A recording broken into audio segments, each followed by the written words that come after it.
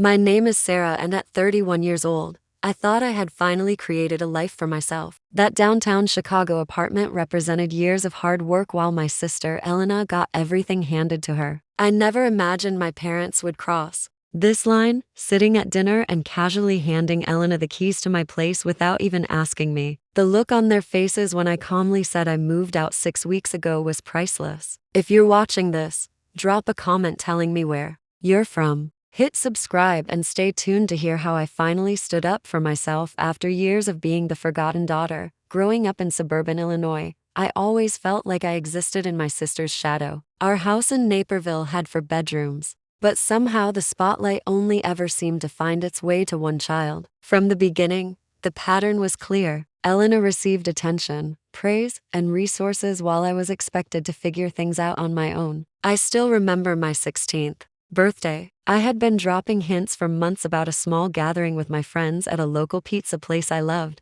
When the day came, my parents had forgotten entirely. My mother was busy driving Elena, then 11, to her dance recital. My father was working late. I ended up ordering a small pizza by myself and eating it in my room while looking through college brochures. Meanwhile, when Elena turned 16 5 years later, our parents rented out an entire venue, hired a DJ, and gifted her a used but perfectly functional car with a big red bow on top. School events followed the same pattern. My parents rarely attended my honor society inductions or debate team finals. When I graduated as salutatorian of my high school class, my mother spent most of the ceremony taking photos of Elena in the audience rather than watching me give my speech. For Elena, they rearranged vacations to accommodate her softball tournaments and stayed up late helping with science fair projects. The disparity continued through college. I worked 3 jobs simultaneously: mornings at a coffee shop, evenings at the library, and weekends waitressing. Every dollar went toward my education at Northwestern University, where I studied marketing with a minor in digital media. My parents contributed what they called what they could afford, which amounted to about $500 per semester, not enough for books, let alone tuition. Meanwhile, Elena attended the University of Chicago with full parental support. She changed majors 4 times, took a semester off to find herself in Europe, and still graduated with no student loans, thanks to our parents covering everything. When she struggled with classes, my father hired tutors. When she wanted to live off campus, they paid her security deposit and rent. After graduating, I landed an entry-level position at a digital marketing firm in downtown Chicago. The salary was modest, but I budgeted meticulously, living with 3 roommates in a cramped apartment far from the office. I packed lunches, skipped vacations, and put aside every spare dollar. After 3 years of promotions and side gigs managing social media for small businesses, I finally saved enough for a down payment on a small 1-bedroom apartment in River North. That apartment meant everything to me. 900 square feet of hardwood floors, exposed brick, and windows that caught the morning light just right. The kitchen was barely big enough for a table, but I bought a beautiful second-hand island that served as both a workspace and a dining area. Every piece of furniture represented careful selection and saving. The gray sectional couch took 6 months of overtime to afford. The bedroom set came from 4 different thrift stores, painstakingly refinished on weekends. Nothing matched perfectly, but everything was intentionally chosen. Just before all this family drama started, I had gone through a painful breakup with Thomas, my boyfriend of 2 years. We met at a marketing conference and had what I thought was a solid relationship. He was creative, ambitious, and seemed to understand my complicated family dynamics. Then one evening over dinner, he casually mentioned he had accepted a job in Seattle without discussing it with me. When I expressed shock, he seemed genuinely surprised that I might have wanted input on a decision that would effectively end our relationship. The breakup left me questioning my judgment and feeling particularly vulnerable. Despite the unequal treatment, I maintained a surface-level relationship with my family. I called my mother weekly, sent birthday and holiday gifts, and attended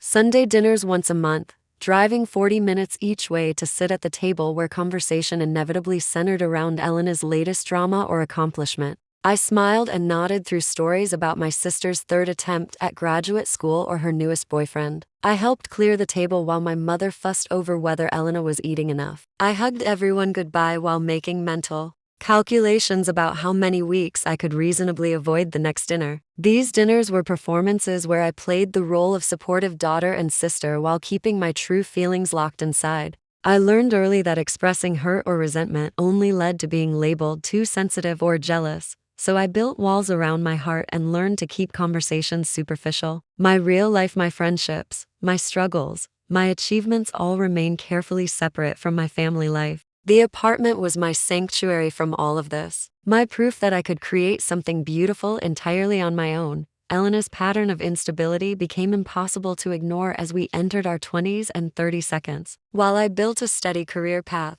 with consistent promotions and growing responsibilities, my sister bounced between jobs like a pinball. She worked as a barista for 3 months before quitting because the early hours disrupted her creative energy. She lasted 6 weeks at an administrative position because her supervisor just didn't understand her process. She tried selling real estate but gave up after failing to close any deals in for months. After each job ended, our parents stepped in with financial support. They paid her rent when she couldn't. They covered her car payments when she declared the work too stressful. They even funded a 3-month wellness retreat in Arizona when she claimed job hunting had triggered her anxiety, all while telling me how proud they were of my independence, as if my self-sufficiency was convenient rather than necessary. Her relationships followed similar patterns. Elena cycled through boyfriends and roommates, each relationship ending with dramatic fallouts that somehow always positioned her as the victim. Friends would suddenly become toxic, roommates would become impossible to live with, each time.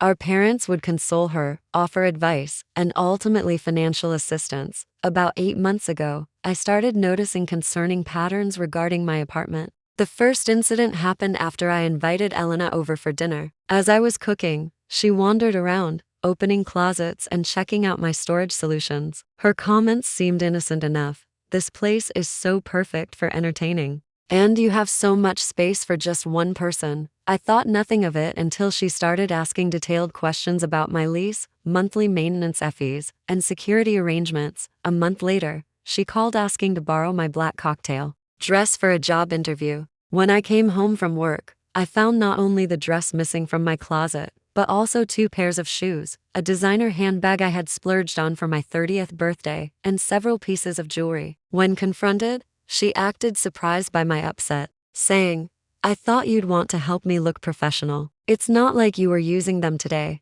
The unannounced visits began soon after. I would come home to find Elena sitting on my couch, having been let in by the doorman who recognized her as my sister. She would wave off my surprise with comments like, "I was in the neighborhood," or "I needed some sister time." These visits always ended with her asking to borrow something: money for an emergency car repair, my laptop because hers was acting weird, or my credit card because she had left her wallet at home. The situation escalated when I returned from a weekend visiting friends to discover Elena had hosted a dinner party in my apartment. 8 strangers had used my dishes, sat on my furniture, and left wine stains on my rug. When I called her in shock, she laughed it off. "My place was too small, and I knew you wouldn't mind. We cleaned up most of it." I finally confronted her directly, sitting her down over coffee to establish clear boundaries. "Elena, I need you to understand that my apartment is my private space. You can't come over without calling first. You can't borrow my things without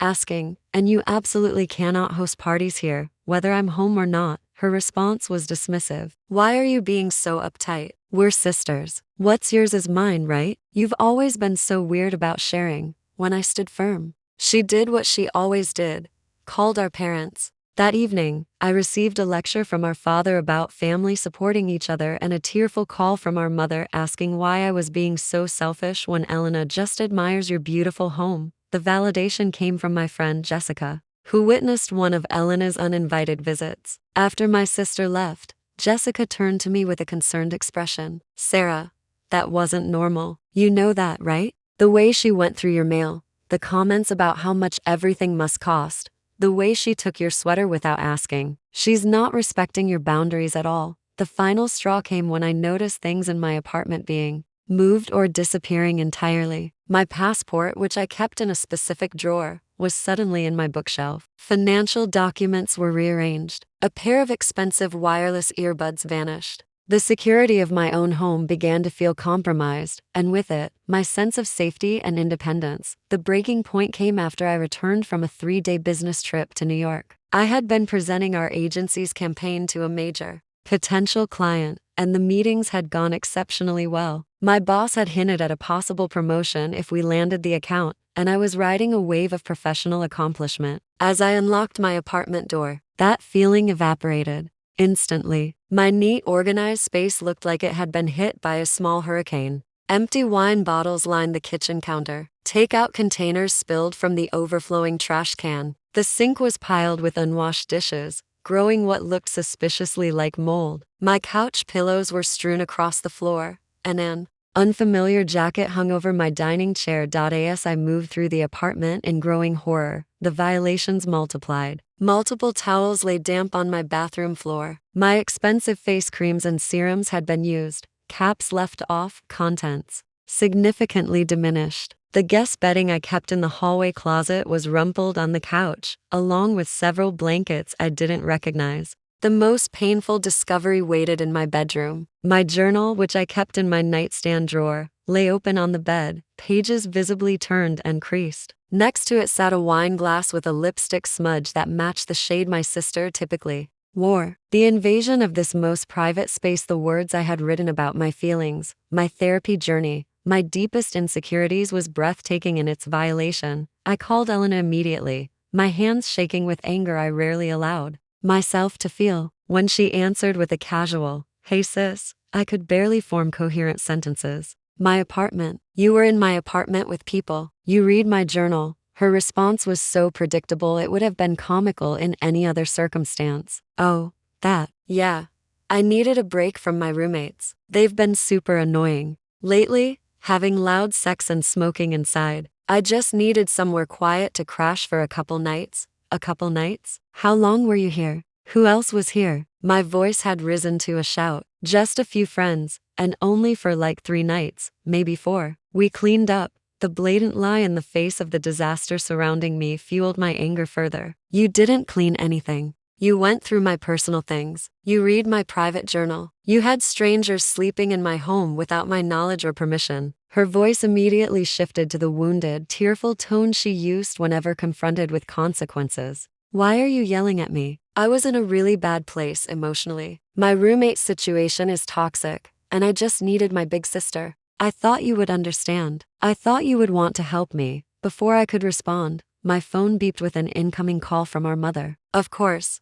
Right on cue. I declined it, but seconds later, Elena said, "Mom wants us both at dinner tomorrow night. She says it's important." The emergency family dinner the next evening had all the elements of a carefully orchestrated intervention, except I was the one being intervened upon rather than the person who had violated boundaries. My parents' house looked exactly as it always had. Family photos dominated by Elena's achievements, furniture arranged to showcase my mother's collection of porcelain figurines, the faint smell of my father's pipe tobacco despite his doctor's orders to quit years ago. The tension was palpable as we sat down to my mother's pot roast. My father cleared his throat several times, a sure sign he was preparing for what he considered a serious conversation. My mother fluttered around, refilling water glasses no one had drunk from, and rearranging serving dishes that needed no adjustment. After a painfully silent 15 minutes of eating, my father put down his fork with deliberate precision. "Your sister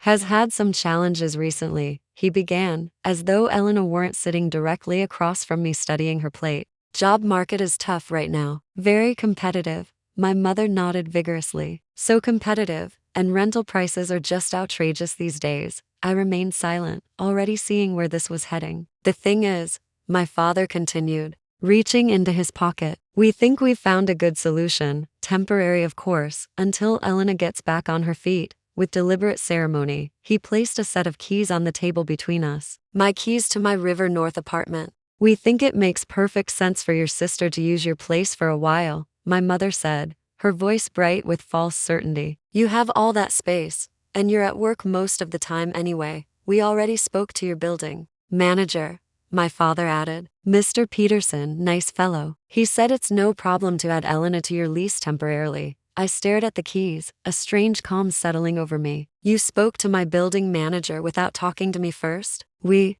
knew you'd agree once you thought about it, my mother said. Family helps family. Elena finally looked up, a small, victorious smile playing at the corners of her mouth. I promise I'll keep everything super clean this time, she said, the implication that she would be moving in regardless of my opinion hanging in the air. My father nodded decisively. It's all arranged then. Elena can move in this weekend, just for a few months until she finds something else. They were all looking at me now, waiting for my acquiescence. The script they had followed my entire life was playing out exactly as they expected. The responsible daughter would once again sacrifice for the family, would once again put her sister's needs above her own, would once again accept the unequal distribution of support and respect. I looked at each of them and turned my father's confident expression, my mother's pleading eyes, my sister's barely concealed triumph, and made my decision. I felt strangely calm as I looked at my family gathered around the table, all waiting for my predictable compliance.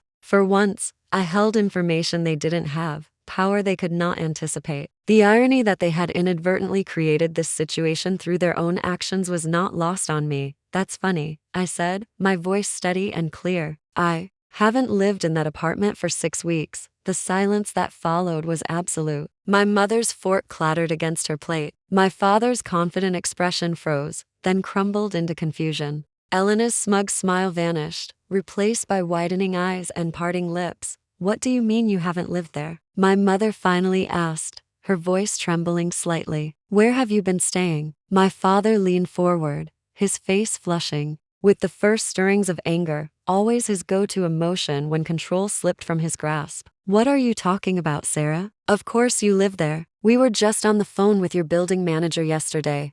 I still own the apartment. I clarified. I still pay the mortgage, but I don't live there anymore. I moved out 6 weeks ago after Elena let herself in while I was on a business trip, invited strangers over, went through my personal belongings, and read my private journal. Elena's face went pale then red. I didn't. That's not. I mean, it wasn't like that. It was exactly like that, I countered, still maintaining my composure. You violated my space and my privacy. You always have because you've never been taught that other people's boundaries matter. Boundaries again, my mother said, throwing up her hands. You and these boundaries. We're family, Sarah. Family doesn't have boundaries. Healthy families absolutely have boundaries, I replied. And healthy families respect each other. They don't play favorites or expect one child to constantly sacrifice for another, or make major decisions about someone's home without consulting them. My father's expression had shifted from confusion to full-blown anger. So, you've been lying to us for weeks, hiding where you live. What kind of daughter does that? The kind who has learned that it's the only way to protect herself, I said quietly. The kind who has spent her entire life trying to earn the same consideration automatically given to her sister. The kind who finally realized that was never going to happen. This is ridiculous, my mother said, tears gathering in her eyes. We have always treated you girls exactly the same. I couldn't help the short, bitter laugh that escaped me. Mom, that's just not true. And I think on some level, you know it. When Elena needed college tuition, you paid it. When I needed it, I worked 3 jobs. When Elena lost apartments because she spent rent money on other things, you bailed her out. When I saved for years to buy my own place, you barely acknowledged it until you decided it could solve Elena's problems. That's completely different. My father interjected. Elena needs more support. She's sensitive, and I was capable. I finished for him. So capable that you decided I didn't need parents, just occasional observers who stepped in only when they needed something from me. Elena had been unusually quiet, but now she spoke up, her voice taking on the wounded tone that had always worked so effectively. Where am I supposed to go now? I have nowhere to live. That's not my problem, I said, surprised at how easily the words came. It has never been my problem, but somehow it always became my problem. Not anymore.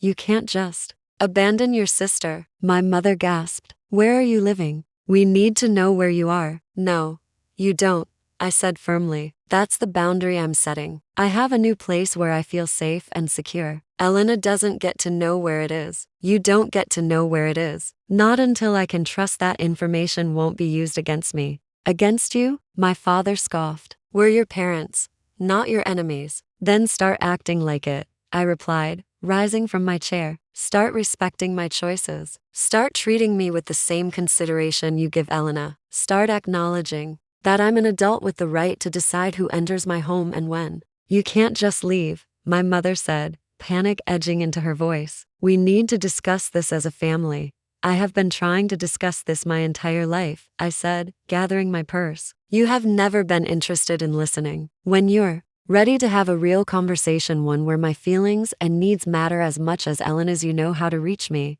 and if we need to see you. If there's an emergency, my father's voice had lost some of its certainty. You can call or text. If it's a genuine emergency and not another attempt to manipulate me into solving Elena's problems, I'll respond. Elena was crying now, real tears streaming down her face. You're being so mean. I just needed help. For the first time, I looked directly at my sister, seeing not the perpetual victim she portrayed, but the adult who had consistently chosen to take rather than ask, to assume rather than earn. You have always needed help, Elena, and I have always given it, even when it hurt me to do so. That ends today. It's time for you to solve your own problems. As I walked toward the door, my mother followed, her hands fluttering anxiously. You can't just walk away from family, Sarah. Family is forever. I paused, my hand on the doorknob. I'm not walking away from family, Mom. I'm walking away from the role you assigned me in this family. I'm still your daughter. I still love you,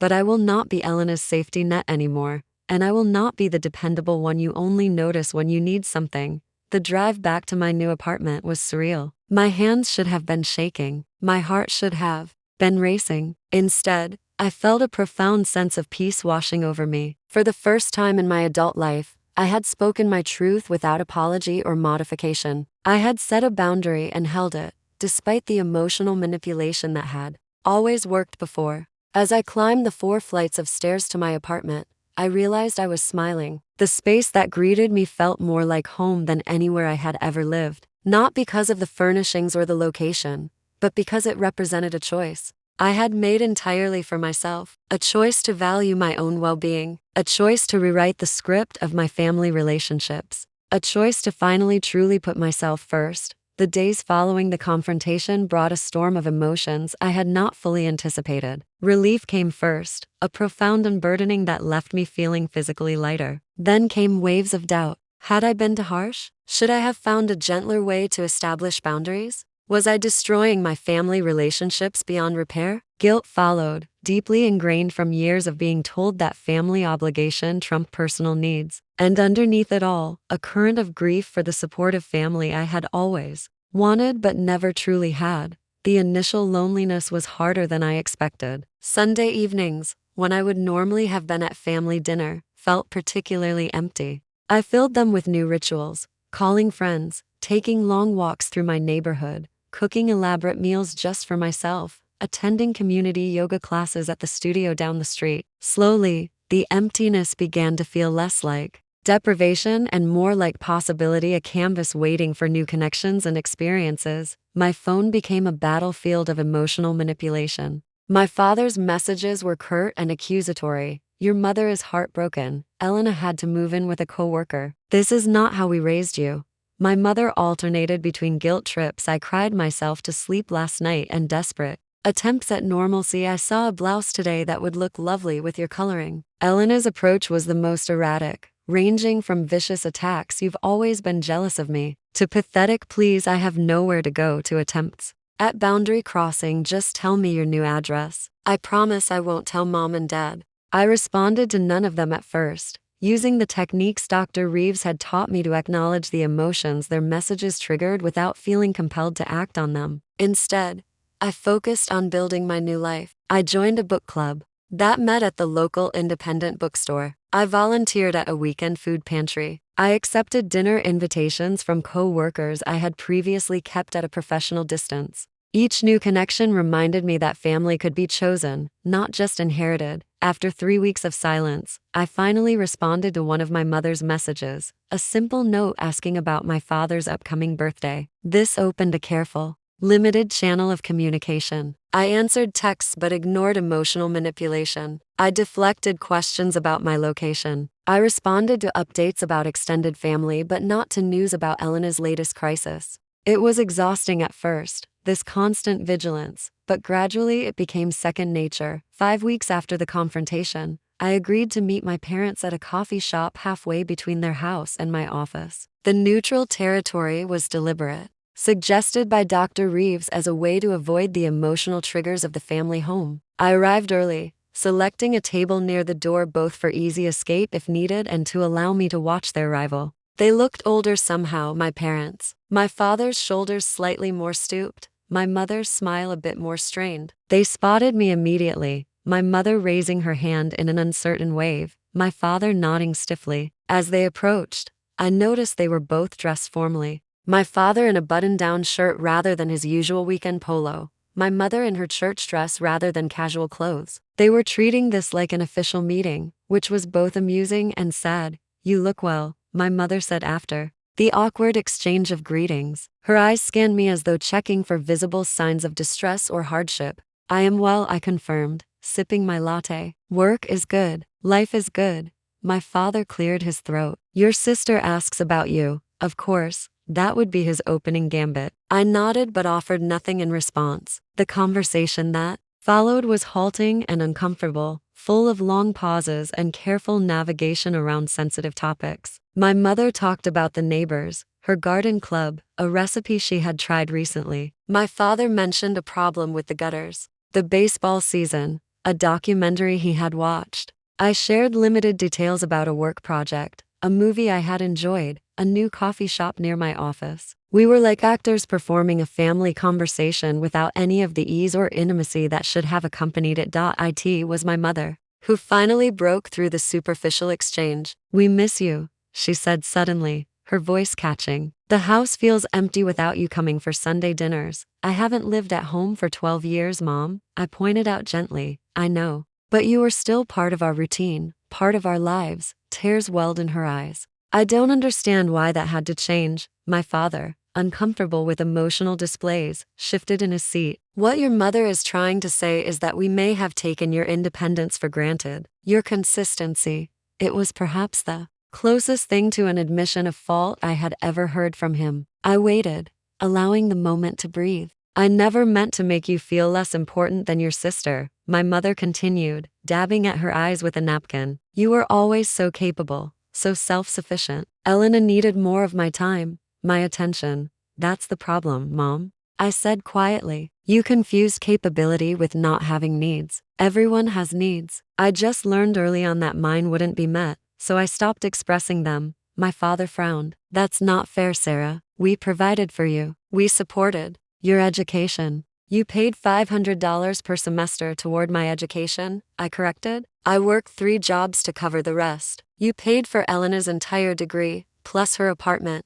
plus spending money. Can you see how different that is?" He opened his mouth to argue, then closed it again, something like realization dawning in his eyes. "We never meant to hurt you," my mother whispered. "I believe that," I said. "But you did hurt me. And you continued hurting me even when I tried to establish boundaries." The apartment situation was just the final straw, giving Elena keys to my home without even asking me. "That showed me exactly how little you respected me as an adult with my own life." My father looked down at his untouched coffee. "We should have asked you first." The simple acknowledgement, so long in coming, loosened something in my chest. "Yes, you should have. Can you forgive us?" my mother asked, reaching across the table for my hand. I let her take it, but my response was measured. "Forgiveness is a process, not an event. I'm working on it, but rebuilding trust will take time and consistent effort from all of us." "And Elena?" my father asked. "She's still your sister. Elena and I will need to find our own way forward," I said firmly. "That's between her and me. She's staying with her friend Jasmine right now," my mother offered. "But it's not ideal. Very small apartment." I recognized the subtle attempt to reactivate my sense of responsibility and shook my head. "Mom, I am not responsible for Elena's housing situation. That is exactly the pattern we need to break." They both looked uncomfortable but did not argue further. As we prepared to leave, my mother asked the inevitable question. "When will we see you again? Will you come to Sunday dinner next week?" "Not yet," I said honestly. "I need more time, but maybe we could meet for coffee again in a couple of weeks." It was a small step, but their cautious smiles suggested it was enough for now. Elena was noticeably absent from that first meeting and from the careful text exchanges that followed. 3 weeks later, I received a message from her that stood out from her previous communications. I'm starting therapy. The therapist says I should apologize to you when I'm ready. I'm not ready yet, but wanted you to know I'm working on it.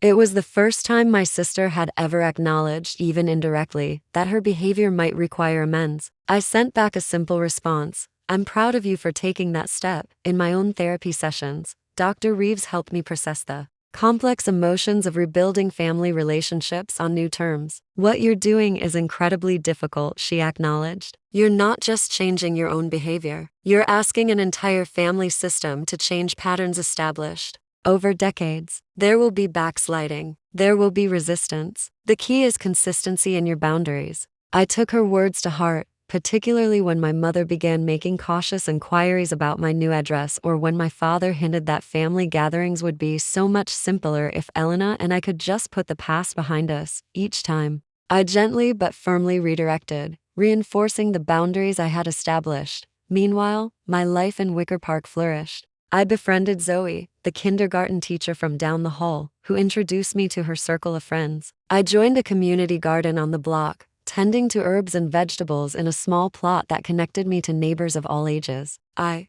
accepted a promotion at work that acknowledged the quality of my contributions rather than just my reliability. Most importantly, I developed a new relationship with myself without the constant drain of family expectations and boundary violations. I discovered interests and aspects of my personality that had been suppressed for years. I took a pottery class and found I had a natural aptitude for working with clay. I joined a hiking group that explored state parks within driving distance of Chicago. I began writing short stories, something I had enjoyed in college but abandoned. In the demands of adult life, 6 months after that confrontation at my parents' dinner table, I invited them to meet me at a restaurant near my new apartment. It was a calculated risk, bringing them into my neighborhood, but one that felt right. After dinner, I walked them to my building but did not invite them up, the boundaries still holding firm, but softening enough to allow them this knowledge. It looks nice, my father said, studying the brick facade with approval. Good neighborhood. It is, I agreed. I'm happy here. My mother squeezed my hand. That's what matters, honey, that you're happy. I smiled, recognizing the genuine sentiment behind her words. Our relationship was far from perfect, still imbalanced in many ways, still carrying the shadows of old patterns. But it was evolving, reshaping itself into something that might, with continued effort on all sides, eventually become healthy. As for Elena, our reconciliation came more slowly. 3 months of therapy helped her recognize patterns in her own behavior, and she reached out with a genuine apology that acknowledged specific actions rather than making vague excuses. We began with carefully structured interactions, coffee dates with clear start and end times, activities that did not involve my home or possessions. Slowly, cautiously, we began rebuilding a relationship based on mutual respect rather than the dysfunctional dynamics of our childhood. The journey of setting boundaries and rebuilding family relationships on healthier terms is ongoing. There are still difficult conversations, still moments when old patterns threaten to reassert themselves, but I no longer feel responsible for everyone else's emotions and needs at the expense of my own. I no longer sacrifice my well-being to maintain an illusion of family harmony. Sometimes the bravest thing we can do is recognize when a relationship is damaging us and take steps to protect ourselves, even if those steps feel radical, even if they go against everything we have been taught about family obligation. It is not selfish to require respect. It is not wrong to establish boundaries. And sometimes the only way to truly love your family is to love yourself enough to change the dynamic entirely. Have you ever had to set difficult boundaries with family members who constantly cross them? I would love to hear your stories in the comments below. Remember that protecting your peace is not selfish. It is necessary for your well-being. If this story resonated with you, please give it a like and subscribe to hear more stories about finding strength through difficult family dynamics. Share with someone who might need to hear that setting boundaries is an act of self-care, not selfishness. Thank you for listening to my journey, and I hope it helps you navigate your own path to peace.